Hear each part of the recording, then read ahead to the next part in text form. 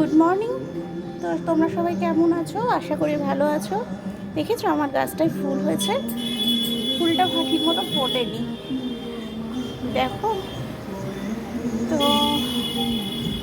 সকালবেলা তো গান শুনছে, আর ঘড়িতে বাজে 10টা, কাজে বেরোবে। তো আজকে খেয়ে বেরোবে ভাত ডাল আর পাঁপড় ভাজা, আর ডিম আছে, ওটাও ভেজে দেবো।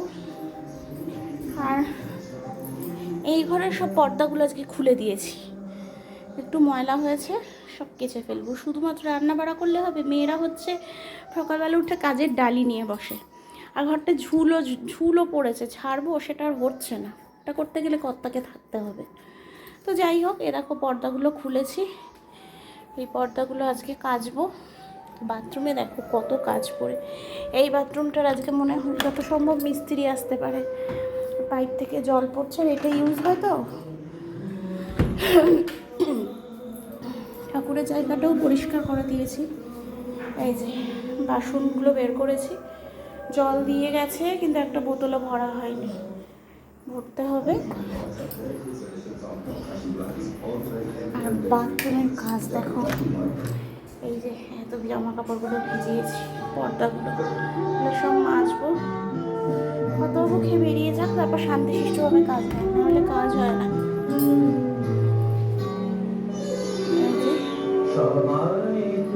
গান শুনছে, ঘড়িতে বাজে দেখো 10:30।